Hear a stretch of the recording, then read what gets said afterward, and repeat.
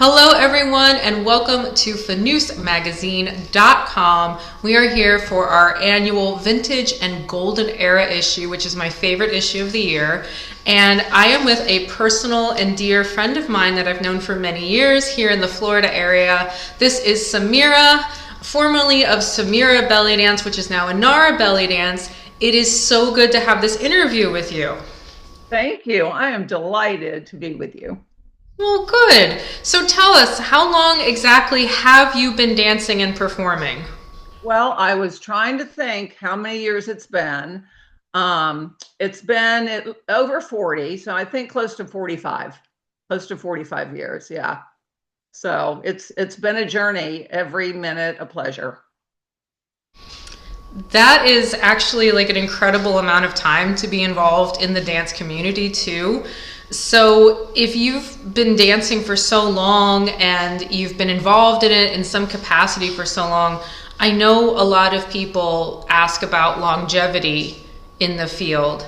How did you get started with belly dance? What made you fall in love with it to begin with?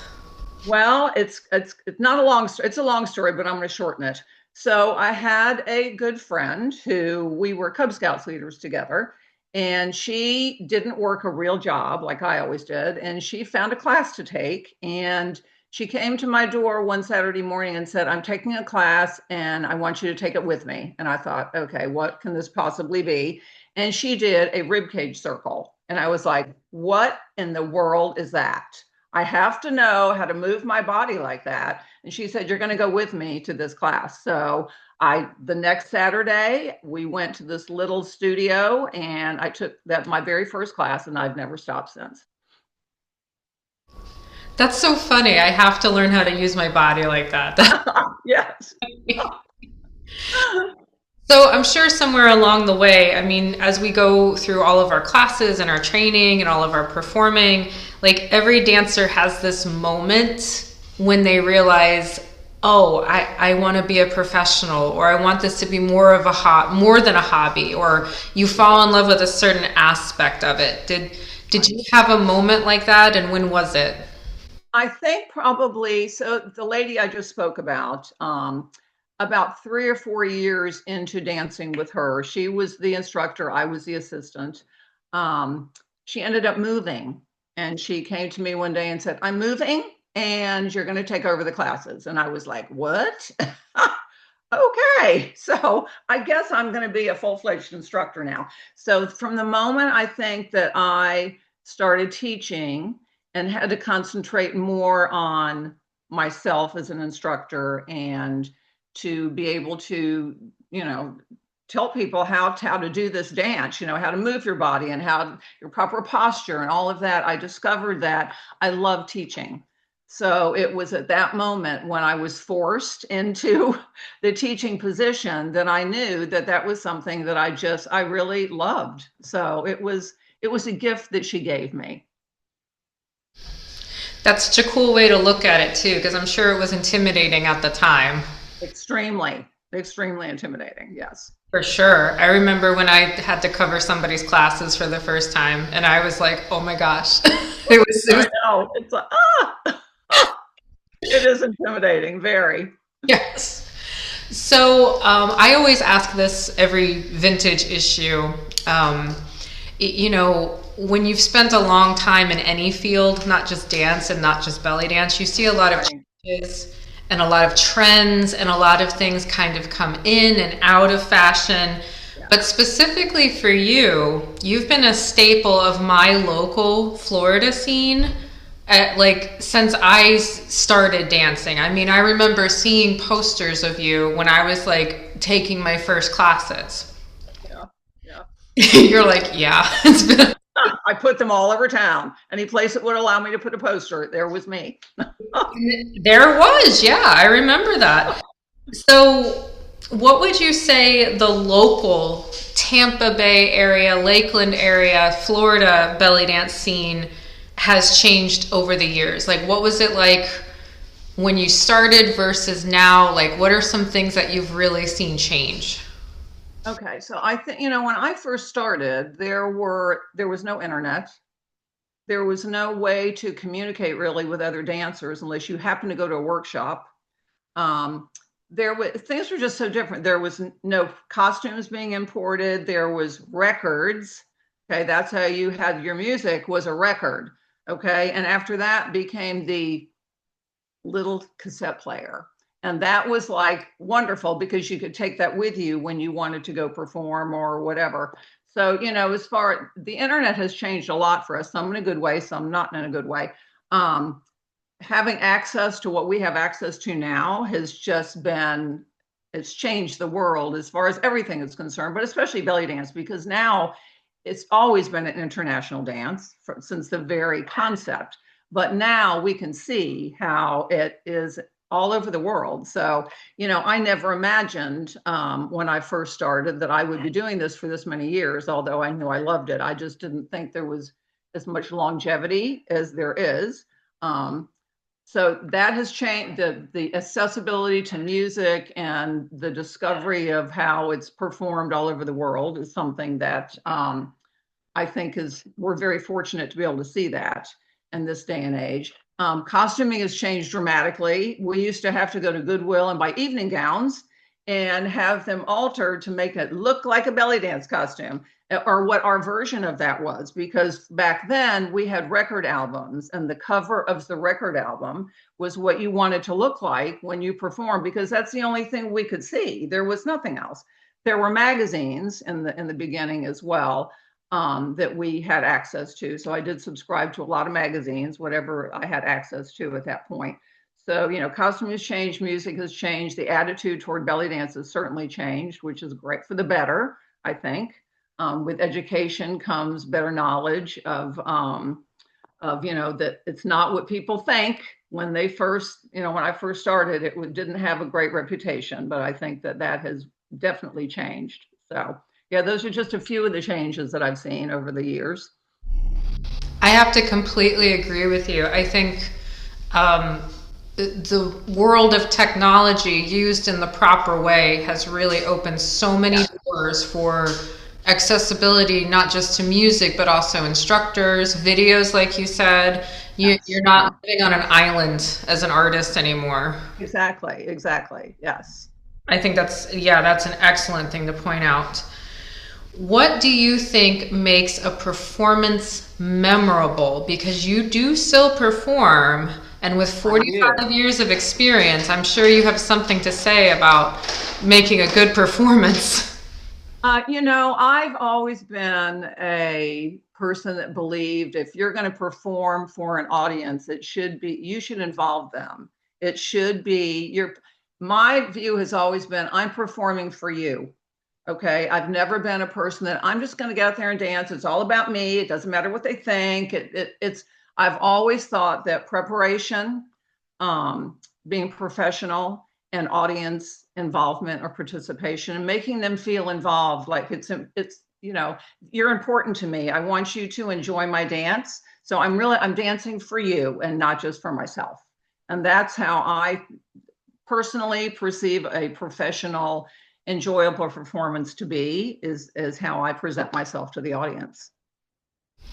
Excellent point. Excellent and very poignant point to make, as we do see so much media now, I think. We do, yes.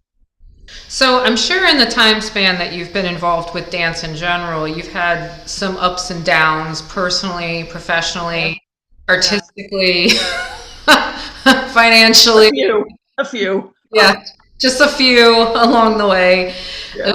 Would you say that you've had like some proudest moments of your career? Like, what would you consider to be like the highlights of your long career? I have been so blessed with having an amazing group of women surround me all these years. I've been dancing with some of these women for over 25 years, which is almost unheard of. I would say probably, some of my proudest moments, we did a lot of charity work. And at one point, or at several points, but one in particular, I had a young lady who was very well-versed in how to write, and she was a writer. So she wrote several original plays, and one in particular, I remember we have an old historic theater here in Lakeland, the Polk Theater. And I remember I had this idea that if I took this play and went to the theater and said, okay, this is what I want to do for you. I want to be able to use this theater and I want to make it a charity event to help raise funds to restore the theater. It was actually a theater where Elvis Presley performed back in the 1950s. And it's still running today. They show old movies there all the time, but it's a beautiful old theater, which I love.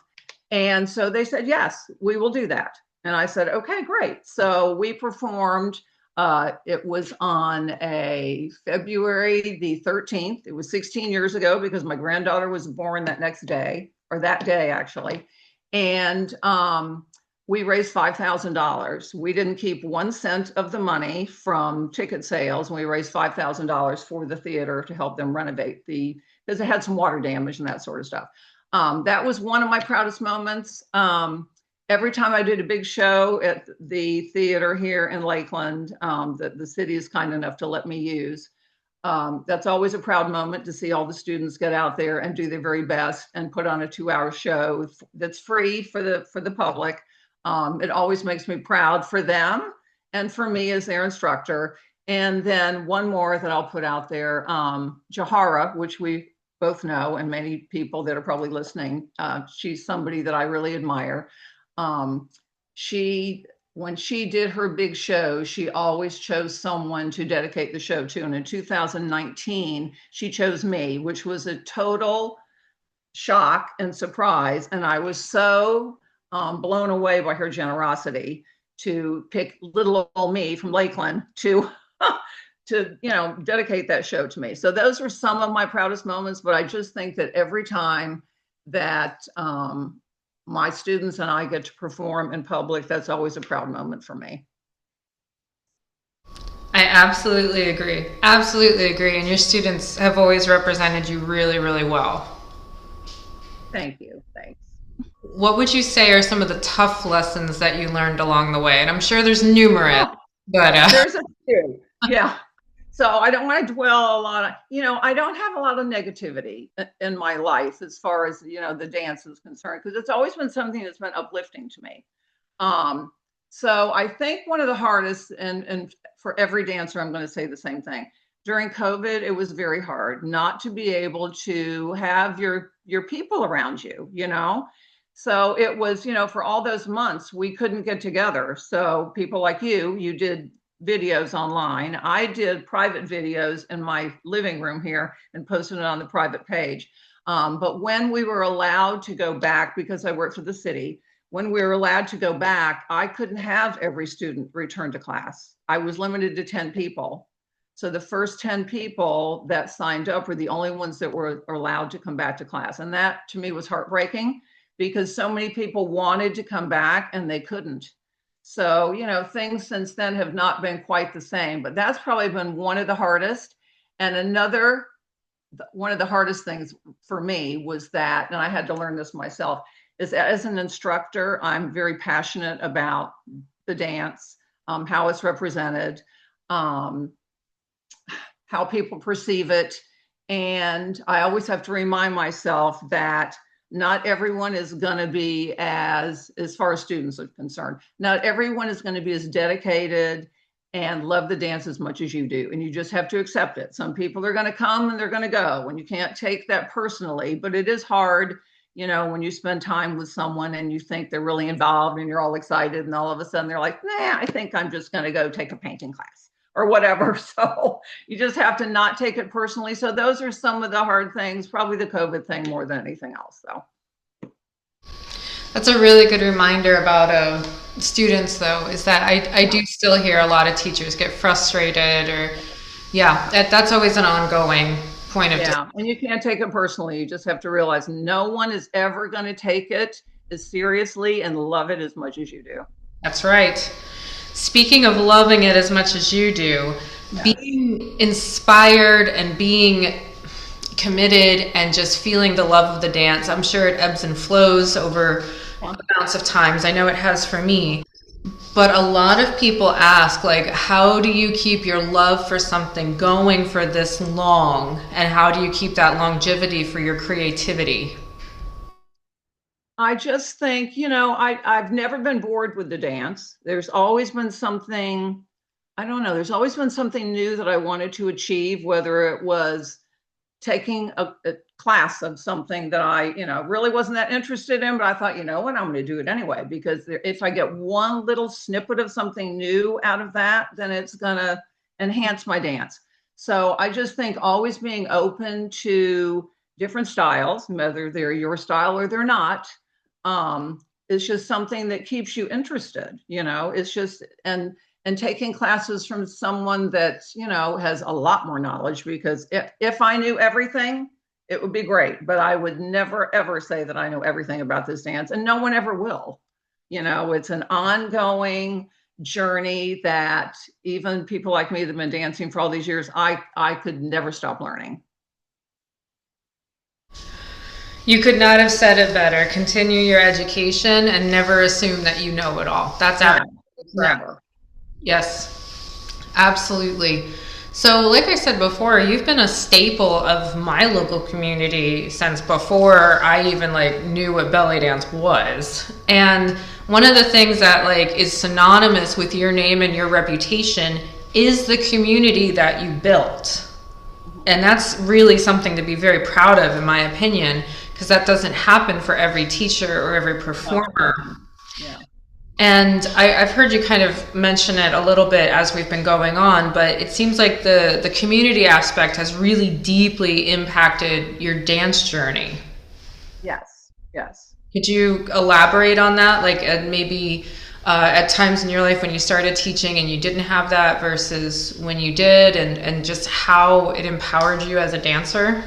Okay, so yeah, I've always been a believer that, and this any art form, it's our job as instructors to educate the community about the art form that you're trying to portray.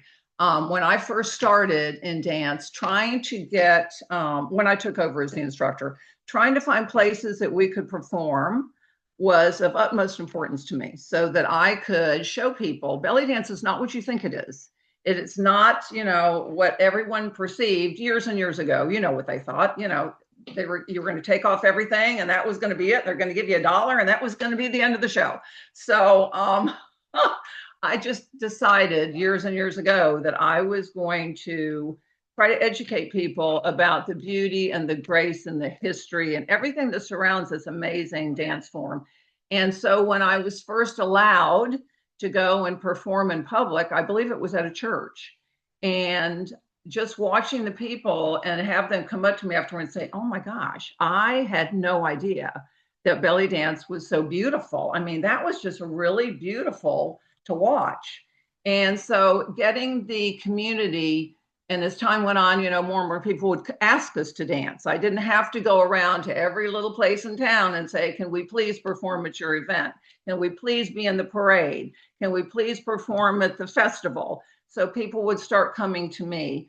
And I also think, because I've tried to create a community within my belly dance sisters, so we call it a sisterhood, I've tried to create a community for all of us together. So I think having that interior community of the students together and then bringing that community out to the community in general has helped, has really helped educate in our area, the respect for the dance that it deserves.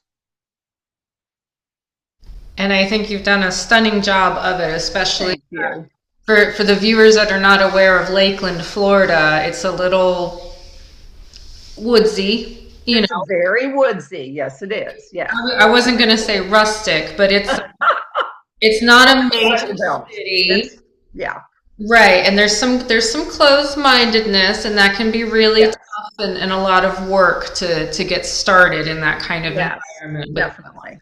Yes. Yeah.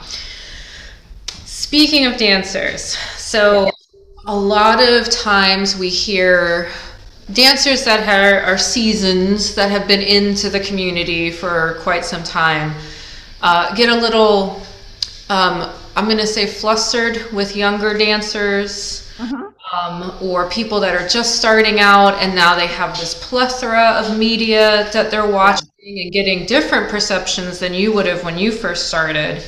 definitely. So, what kind of advice do you find yourself giving to dancers that are starting now in this completely different era?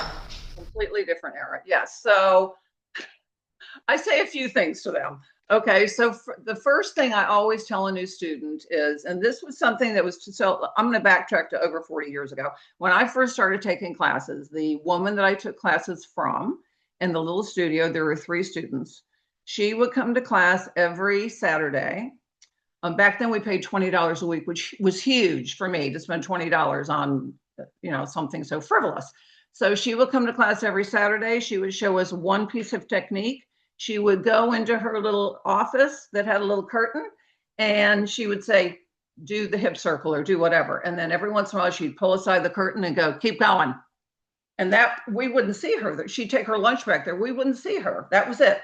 It was $20 to learn a hip circle or whatever it was. And so I thought at that point, I thought, I never want to be that kind of instructor. I always want to be someone who's, encouraging. And she always said to us, "You don't need to take classes from anyone else because I can teach you everything you need to know." And right then I thought, oh no, that is not going to be, if I ever become an instructor. So the one thing I always tell them is, don't ever let anyone tell you that they can teach you everything that you need to know. You need to take classes from as many qualified instructors as you can find, whether they teach your style or they don't teach your style. Everyone has something to offer. And you may find that this style I'm teaching you is not your style, and that's perfectly okay. So that's the one piece of advice I always give a student, is never let anyone tell you they can teach you everything. I completely agree. I think that's evergreen advice. I find myself saying the same thing to my students. Don't take my word for it. Yeah, Do yeah, research. And that was part of the reason I even started this publication, was to get as many voices out there as exactly, possible. Yep, that's right. exactly. So we definitely did talk about how style and music and costuming have changed. And I mean, Yeah, anybody that appreciates the golden era, the vintage, through the 80s, through the 90s, like you see this range of different stylings and yeah. musical differences, different instrumentation, the synthesizing. And I would think after 45 years, you would have a smorgasbord to choose from when you're thinking of what to perform. So when do you decide to do something more like when you started versus maybe something different now? Like what's your decision process now of what you want to perform?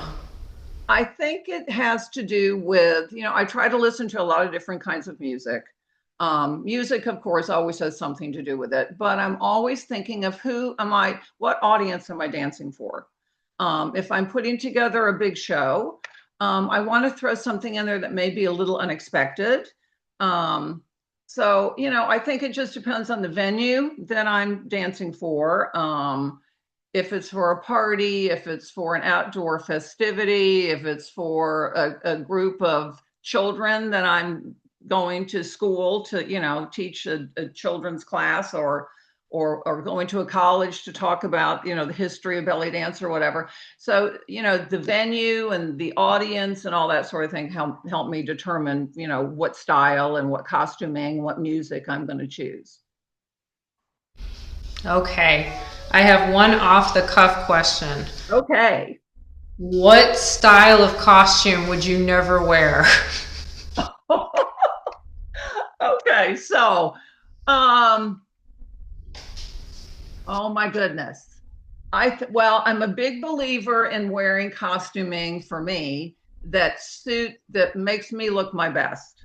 Okay, so I can remember seeing a dancer a few years ago that came out on stage that had on a see-through costume, and it was such a shock to me. I mean, she had on undergarments, but It was it was just such a shock that all I could concentrate on was, oh my God.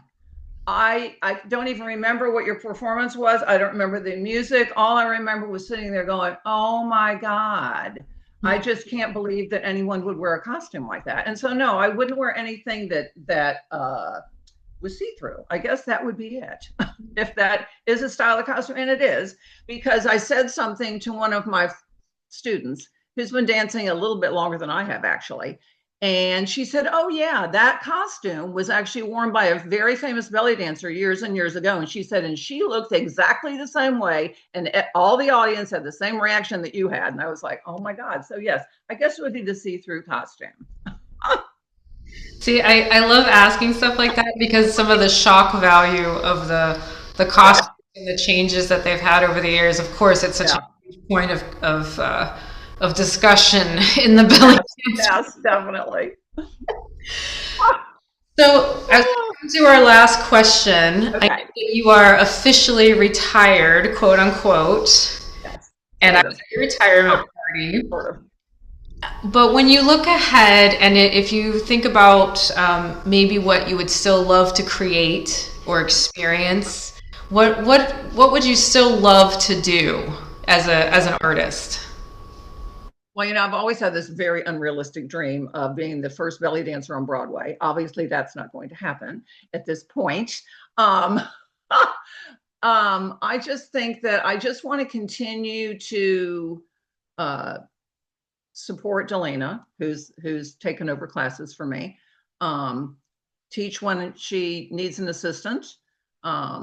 Teach when she is not comfortable with something that, like playing Zills, for instance, something that she doesn't feel confident with. I want to continue to do that, and always to be there if new students or anyone has questions about, should I do this? Or what do you think about this? Or, I just want to continue to try to inspire, because as you get older, in so many dance forms, as you get older, people are like, oh, well, you're not going to be important anymore. And you're not going to, we don't need to ask you anything anymore because you don't have anything to share that's relevant. But I think in the belly dance community, above all the others, is that we respect dancers who have been dancing for many, many years, way before many of the people like you, way before you were born. I've been dancing. So I just want to continue to inspire dancers to don't think when you're 30 or 40 or 50 or 60 that your time is up. Your time is not up. Your time is not up until it's up. And so I just want to continue to inspire people to just keep on going. Dance as long as your feet and your knees and your hips and your heart will allow. I love every word of that because I know so many women, so many dancers feel like once they get phased out of the restaurant scene, they're not the 20 something that they used to be, that they feel like there's an expiration date. And I cannot stress enough that I completely agree with you that mentorship is an option, because we clearly do benefit from that. And I think that is just sage advice. Thank you. Thank you. And thank you. This was wonderful. And for more information, make sure that you visit fanoosmagazine.com and follow both Samira and Delana, who is like Samira's apprentice, was a student of hers for a very long time, who has taken over the company again with that excellent mentorship, passing down the torch. It is now Inara Belly Dance. I'll have links to that below the video. And, I can't wait to see what you do next. Thank you, Mariana. I really appreciate the interview. It was wonderful talking to you. And wonderful talking to you.